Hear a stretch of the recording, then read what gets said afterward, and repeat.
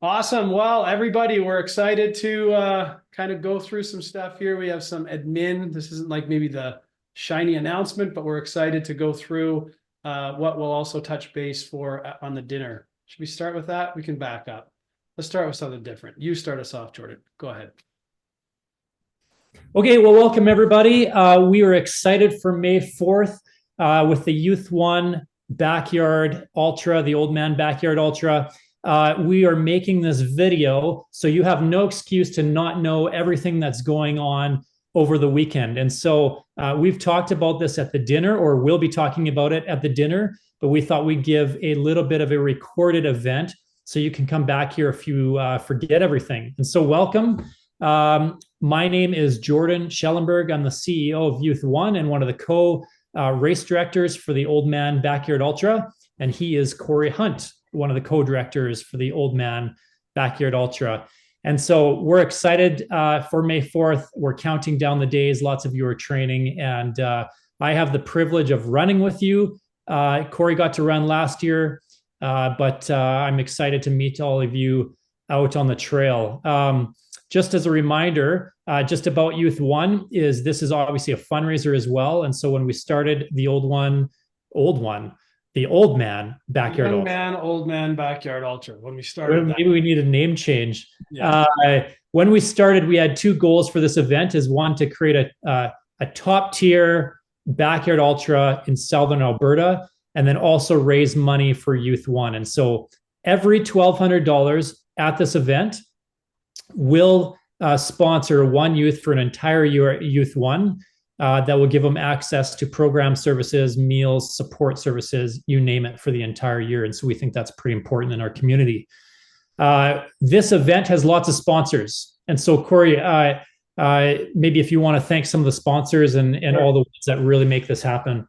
Yeah, absolutely. So we have a main title sponsor for this year, which is the Orange Theory Fitness, located on the west side of Lethbridge. They're just going to go through a grand reopening here very shortly. So if you haven't gone and checked them out, make sure you go online and show them some love. They're a big supporter of what we're doing here this year. And we have Runner Soul, who is a great community member here. They help all the runners and the people that want to be runners and learning how to do it, or just walking, etc. They're an amazing group of people that will help you go extra miles. And then we also have the Lost Soul Ultra. They're a race in the city here of Lethbridge. If you've not done it before, they've got a 52K, a 100K, and a 100-mile race that we've both enjoyed going in, both Jordan and I, and many other runners from Western Canada, even in through the States. And then we also had just yesterday a commitment from 608 Health that came to the table, and one of our runners, Matt Shepard, recommended that when guys and gals are going really far, it's very helpful to have some be able to work out maybe tight calves or quads or a hip flexor, etc. So they're bringing down some chiropractic ninjas and some massage ninjas to help people in between their yards. And then we've got a few others. Maybe Jordan, you want to touch on them? Yeah, so we have Tilling Foundation. So Tilling Foundation were actually the ones that helped fund us last year to even get this race started. So big thanks to them. Prime Catering, they're giving us a great deal on all the catering at the Sandman Signature. So that would be great. Thanks to Mike and the team from there. Marketing for the Now. So we will be live streaming this entire event. And so we have a group out there that will be there for multiple days on end, live streaming, so your family and friends can watch from the comforts of their own home. Did we talk about Sinister Sports, Corey? No, we haven't, but I think you should. Yeah, so Sinister Sports came on board. If you don't know them, you should look them up, but most of you do know who Sinister Sports is, and they've been great. And so we're offering a few prizes to the Sin 7 event, and at the Sin 7 event, they're giving some prizes towards the old one. Geez, I can't even get the old our one-man backyard ultra. That's what he's trying to say. Yeah, so we're going to be swapping some things, and they've been great at promoting the old man. And then a huge thanks to PM Projects. So you guys are getting some pretty wicked swag that we would have not been able to afford. if it wasn't for them donating half the money back. So they donated over $12,000 back to Youth One just to provide some sweet apparel and swag for you guys. And then Reed Shuttleworth, he's the one that made the Diamond Willow hiking staffs. He's been making that all year, and he said he is already drying one out for next year, which is great. Also, I wanted to thank the first ever backyard ultra that I had participated in. I did it, and there was this really fun, crazy guy named Daniel Bowie, and he's out of Calgary. And I remember on every yard coming in and thinking, this guy is kind of nuts. And when we, but nuts in a great way, like he kept the energy going and he was a lot of fun. And so last year we had reached out to him and asked if he would come down and support being an MC for this event. And he gracefully agreed and has also agreed to come back this year. He had a lot of fun and he's willing to stay for every yard alongside me, and we'll just work it out until everybody is completely finished putting in their yards. So thank you, Daniel, for allowing us to have your time again this year. He's got some awesome costume changes too throughout the event. Yeah. So you may be hallucinating, or it may just be that he's changing costumes. Yeah. So let's move. One other category that's not a sponsor, but we do want to recognize and emphasize.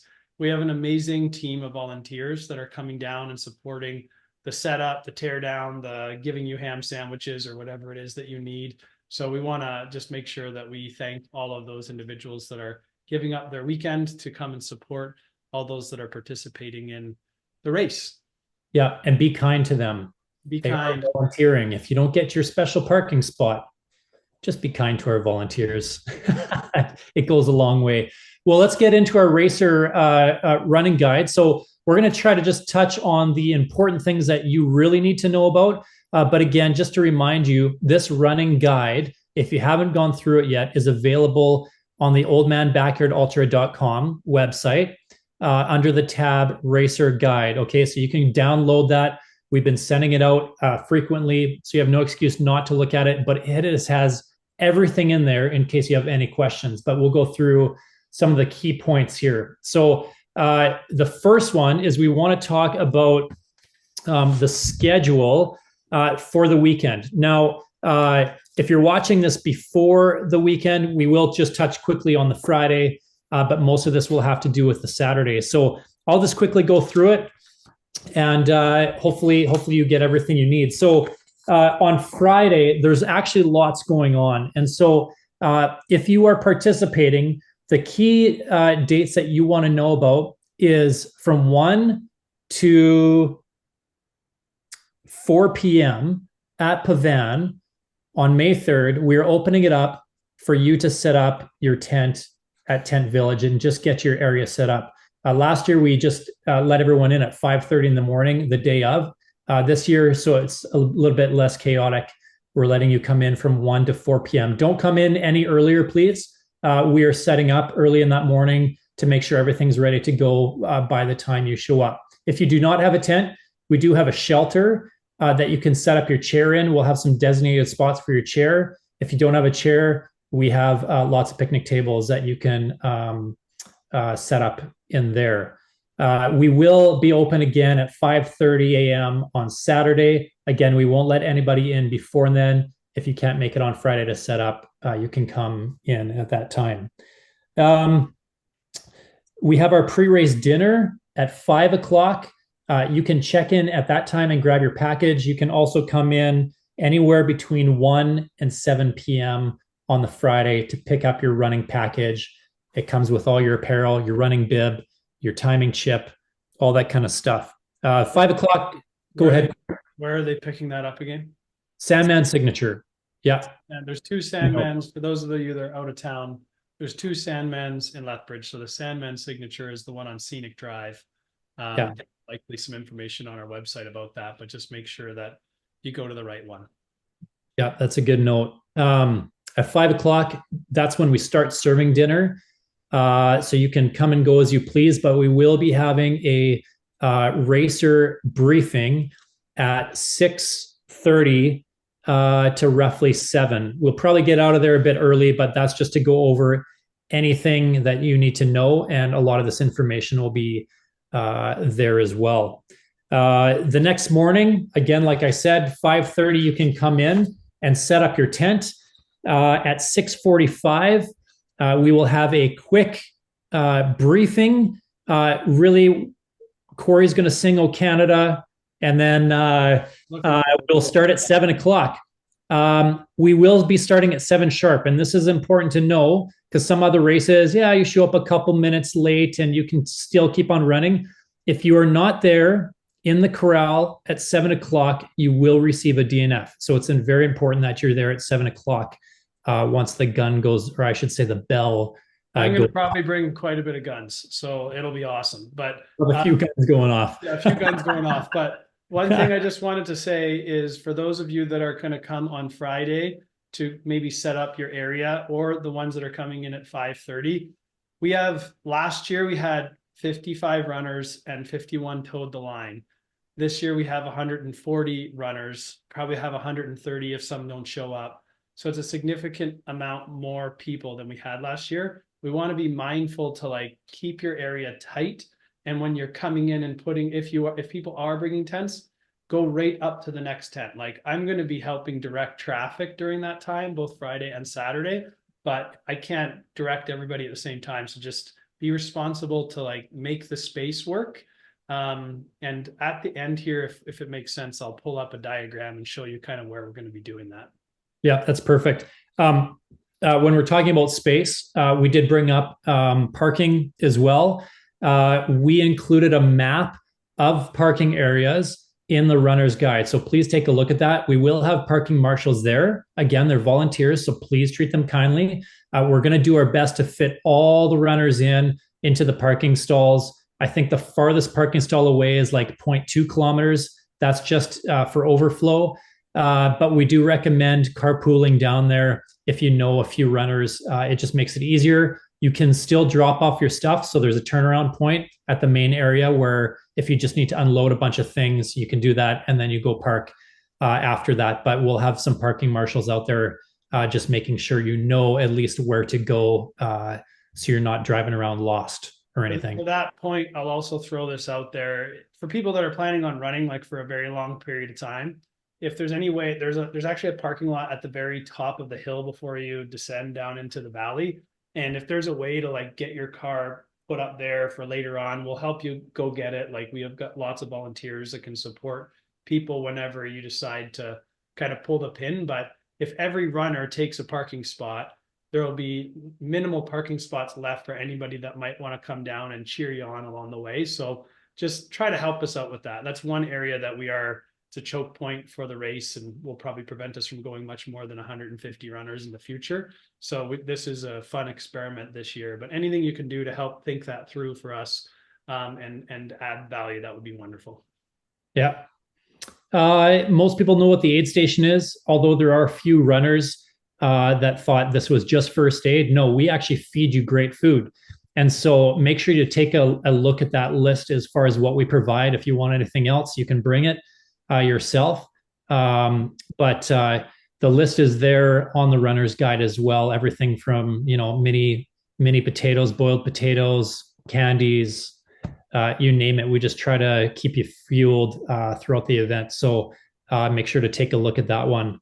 Do you want to talk about support crews, Corey, and just kind of the restrictions around Tent Village? Yeah, absolutely. So once somebody's in the starting corral, you can't be giving them any food. They have to be out to get that, from what I understand. You can't give anybody aid on the course. You can't meet somebody a kilometer down because they forgot something.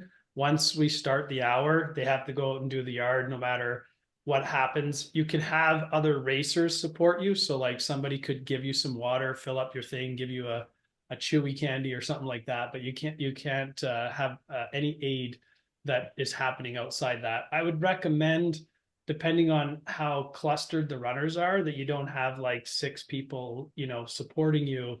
I would think if we could just have one aid person in your chair area until things kind of thin out, that would be helpful for all the other runners that are trying to make it work. And from my experience in doing this, you kind of know what you want on the other end.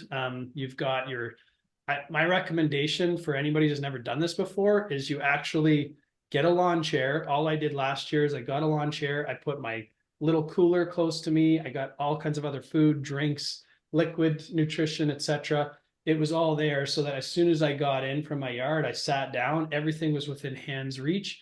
I still had some people helping me. They would fill up a water bottle, etc. But I kind of could look after myself and then just say, oh, I could use an Oreo or something like that. So you want to kind of think that through the next day or a few days before, how you're going to set yourself up. And like I said before, we don't want it sprawling. So try to keep everything tight so that, you know, especially in the sheltered area where we don't have it tented, but it's a very nice sheltered area. We want to try to put as many runners in there as possible. Yeah.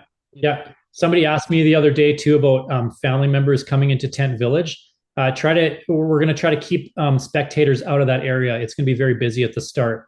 And so there is spectator areas where you can watch those running. So make sure to tell your family and friends to try to stay out of that area and keep it only to runners and crew. I'm gonna contradict you just to say that if you have your own tent, you could have people inside that tent because you kind of claimed that real estate already. So I would think that that would be your aid, Jordan. That would make sense if you understand what I'm saying. Okay. We're not going to have like a domestic dispute right now, but I am saying that it would make sense. But I would say keep them in there, not wandering around the tents like that's kind of what you're saying, Jordan. Yeah. All right. To timing chips. So we have timing chips this year. There's not much to say about this. You'll have your own timing chip according to your bib number. We just ask that you wear it on your wrist or the front of your pack. That way it should be recognized by our software. The one thing to remember is once you DNF, or if you're the last person standing, is to return those timing chips to us, or else it will cost you $40. Lost Soul is providing these timing chips for us. Again, this is new software, so we're figuring things out. Everything should work pretty simple. Last case scenario, though, we will make sure that we're manually checking people in when they come in under the clock in the hour. So we do have a backup plan, but just so you know, we will be giving you these timing chips. If you don't have your timing chip at the race at gun time, we will not be able to track you. And so make sure to bring those timing chips. Do you want to talk about the route, Corey? Sure. I'll just quickly touch base on that last bit of the timing chip thing. To the point of if anything kind of fails with the timing chip, we're going to be able to track whether you completed the yard, but we're not going to be keeping track of your time if we're doing it manually. There's just too many people. So we'll be just kind of making sure we keep track of those that come across the line so that we can deal with it. So that's if there's any blips. We don't anticipate that, but it's kind of like a fail safe. So the route is like a loop, but it's an out and back loop. So we leave this beautiful facility in Pavan Park down in the river valley, and then we run around the valley. We don't go up any coulees. There's about 50 meters of elevation on the entire loop. So you go all the way back, almost to the building that you left, and you turn around at some bathrooms, which is really handy. So you could actually consider using the facilities if you had to on halfway through your loop. That's totally in play. And then you come back around. When you leave the start finish line to head out on a loop, about 500 meters, maybe 600 meters into that first part, you're actually going to run by a playground that also has a washroom. If you need to use the washroom, you could go in there as well. So those are two options for you, during this time. And we also have facilitated to get a bunch of porta potties this year because of the amount of people that are showing up. So we have like your regular flush washrooms, then we'll have the backup porta potties through the start finish line. You'll see them there. Yeah, no, that's good. Again, any questions, it's all in the runner's guide. When you DNF, so that means when you call her quits or you didn't make it back within the hour or you're the last person standing, remember to return your timing chip to the timing booth and let the timing area know. This is important. Usually they do know, or most of the time they do know. Last year we had somebody not tell us that they called it quits and they just left, and we had to look at like some video highlights of that night just to make sure that they actually left and they weren't stuck out on the course. So just make sure you let us know. And then we have a big pegboard with lanyards that represent, it says your name on there and time, and then on the back it says laps completed. You grab that off the pegboard, you can give it to us. We'll write down the laps completed on there, and you can take that home as a memento for your race. And then we give you a DNF beer that will have the date on there. So if you don't drink beer, you can keep it as memento. I mean, you can dump it out if you want, or you can drink it as a celebration. So that's for you. Really quickly, unless you have anything more to add, Corey, to that. No, that's okay. Good. We're just going to go through the official rules. Now, again, if you've run lots of backyard ultras, this is going to seem pretty repetitive to you. I'd recommend, though, if this is a newer event for you, you go back and read these as well in the guide, because there's lots of rules to know about. Really, if you go run out on the course under the time limit with no help other than yourself and maybe your fellow runners, you're going to be okay. But we just want to make sure we go through these rules. So we'll first start with the rules to this event specifically, and we'll go through the official rules to the backyard ultra format. So just please be aware of the runners around you. We ask that no one plays really loud music. You can wear earbuds, but we recommend just wearing one so you can actually hear if somebody's trying to pass you or running close to you, and so we're not running into each other. Don't touch or tamper with the signage. We'll have a few out there. That includes the flagging. Like Corey said, no on-course additional support. So the support areas in the tenting village, that's allowed, but while you're on course, unless it's another runner giving you water or food or whatever, non-runners are not allowed to help you on the course.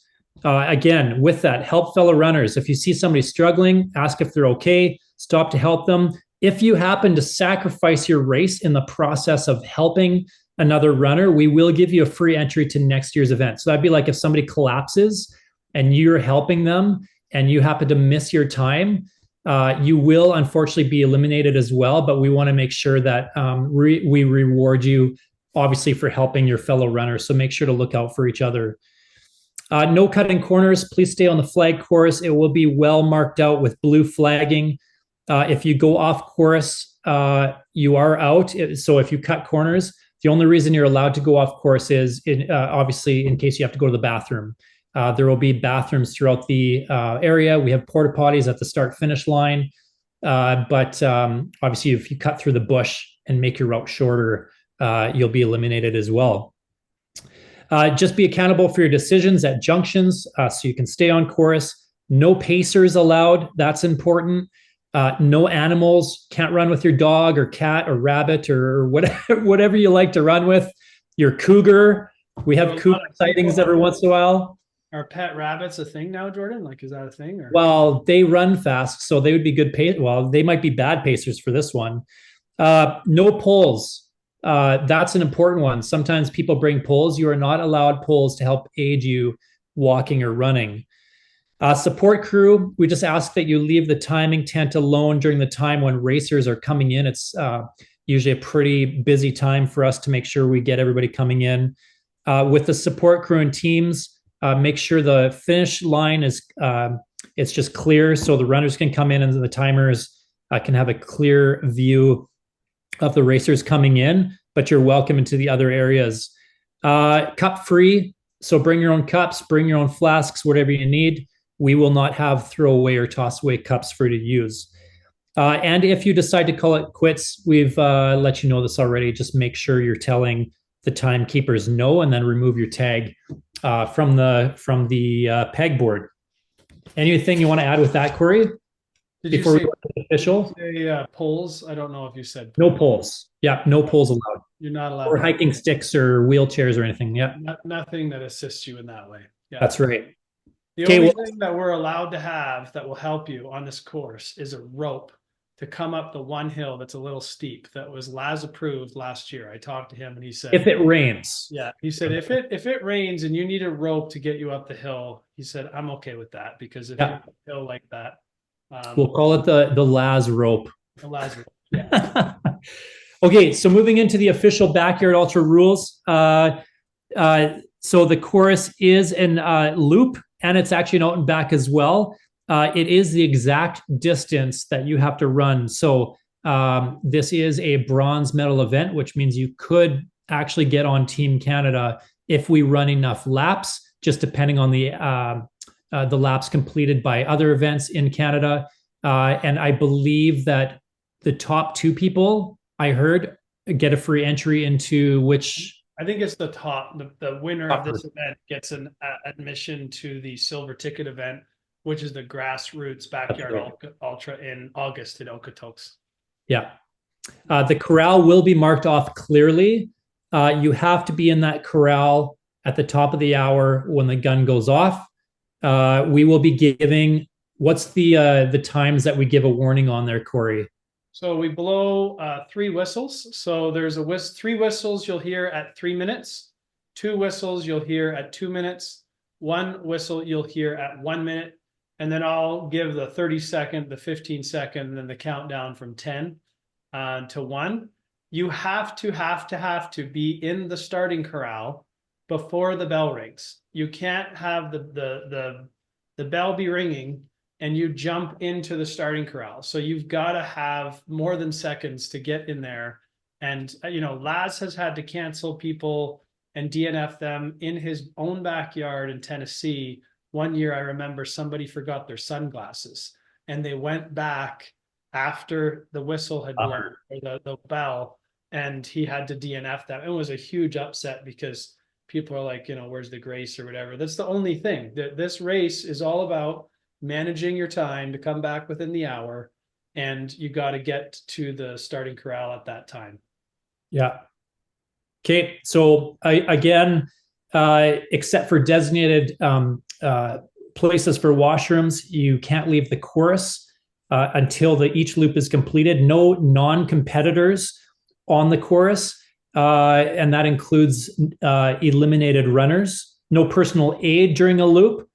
So the main aid station is obviously allowed once you come in, but during the loop, people aren't allowed to be bringing you things on the loop. And each loop obviously must be completed within the hour to be counted, including the final lap when we're down to the final two. No artificial aids. We talked about the no poles, but anything to assist you in actually getting across that finish line, you're not allowed. And just if you're a slower runner, just let people pass by. But I think a lot of us will be running pretty slow so we can go longer. With timing, the timing of the loops will be done manually. And we're obviously doing the timer chips as well. Like Corey mentioned, the manual one, we're just simply checking off that you made it under the hour, just in case the timing chips fail, but we don't anticipate that to happen. With the winner results, the winner is the last person to complete one full loop, and all others are a technical DNF. We hope to post your lap times anyways, but it will show up as a DNF on the results. Each runner in terms of distance covered are to be given the results. And if no runner can complete one more loop than anyone else, there is no winner, which would be so sad, but it's happened plenty of times. Yeah, we don't want to have that happen. We want to have a finisher this year. Jordan, if you have questions on what, sorry? You want me to pop up the map and kind of show them the area for the thing, or should I just let them go for see it in the racer's guide? Are you talking like with the corral and stuff? Yeah. Sure, go for it. It might change a little bit, but it's pretty close. Yeah. Just you talk about something until I actually pop it up there. Oh boy. I just exhaust myself with all information.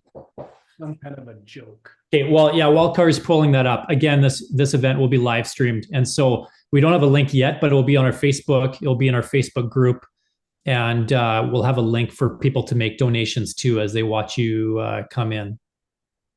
Okay. Can you see my screen pretty good right now, Jordan? Yeah, that looks good. Yeah. Okay. There you go. So can you see my mouse moving around here? Yeah. Okay, perfect. So down here in the bottom of the screen, it says entrance tent. So we're going to have one way to get in and out. Last year we had a couple ways, but there was kind of pandemonium when we were trying to set everything up. So when you come here on the Friday, you'll be able to come through here. Everywhere that it says Tent Village in this pink perimeter, that's the area that you can kind of park. And up to the north is exactly the top end of this screen. There's actually a pretty dramatic slope to this hill. So like where this is, it's a wonderful place to like set up a blanket and watch runners come in every hour and cheer everybody kind of coming around. So, you know, to the south of that, we're going to have the different tent village. Where we have this marked yellow, that's the starting corral for the first like 150 runners.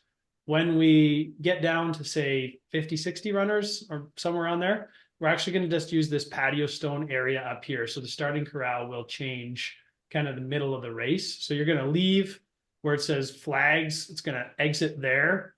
And then when you come back, you're actually going to run up along this area into where it says timing and DJ. So it'll be obviously clearly marked, but just so you understand, like the start finish line are kind of just a couple meters away from each other for the first little bit.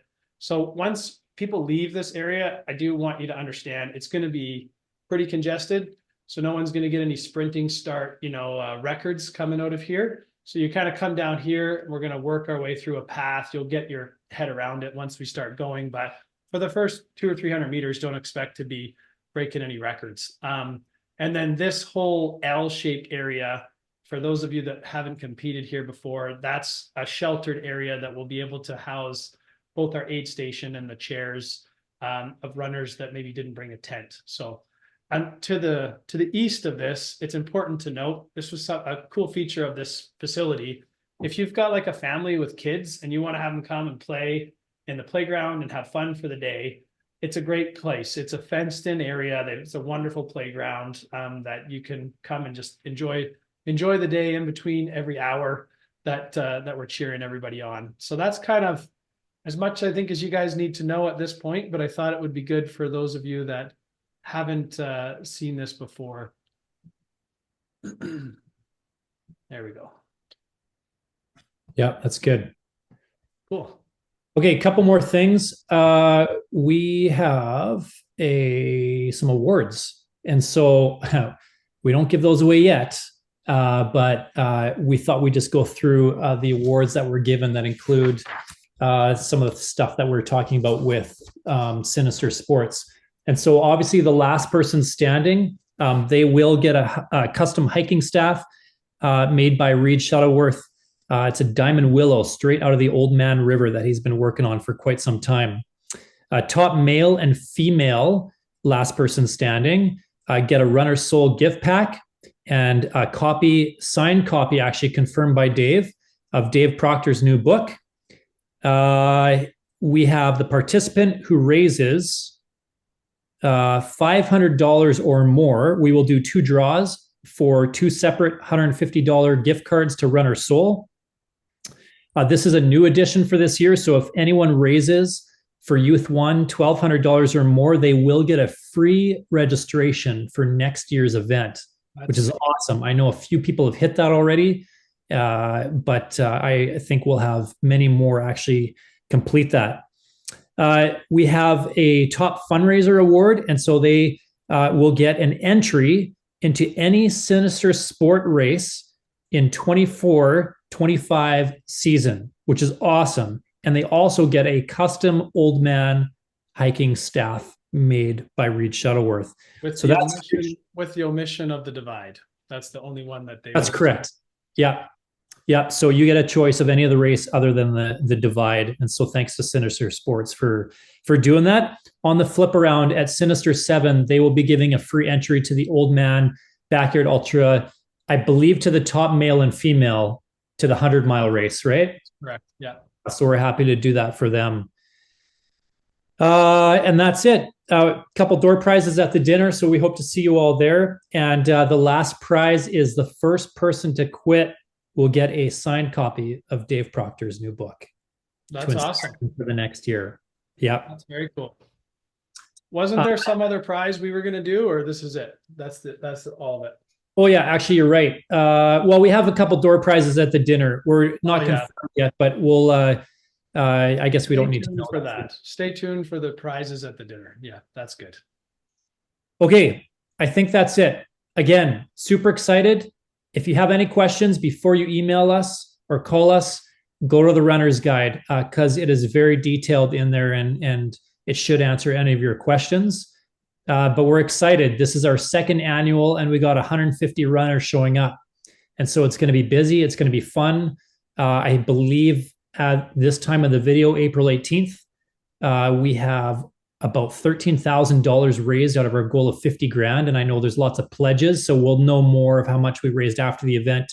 So thanks to all of you who have given and to all of you who have seeked out pledges and donations on behalf of Youth One. Corey, you want to say anything as we wrap up? Jordan, we are 2 weeks away from getting the keys to the facility handed to us, and we're like 2 weeks and a couple days away from watching a whole bunch of crazies run for a very long time. I don't think I have anything else to say other than I'm really excited. I'm excited for Jordan. Jordan is going to run a looped race, of which 2 years ago he's like, I don't really like loops, Corey. And I'm like, you gotta try one of these backyard ultras. And then we went out on our practice run last weekend, and Jordan's like, this is actually a lot of fun. So I'm looking forward to seeing you, Jordan, go the distance this year. I thought you were going to say I'm going to run one loop. I was like, where's the confidence, Corey? Yeah, I'm pretty confident. You ran 8 on Saturday with me and a few other guys. So yeah, we're going to see this guy go north of 24 hours. I'm just putting it there. We'll see about that. It's beautiful scenery. That's what makes it really enjoyable. So I do still hate loops, but the more loops I run, oddly enough, the more I enjoy it. And we'll see if I get a custom T-shirt that says something about the loops, but we'll see about that. Okay, well, thanks everyone. Yeah. We'll see you on May 4th. See you later, everyone.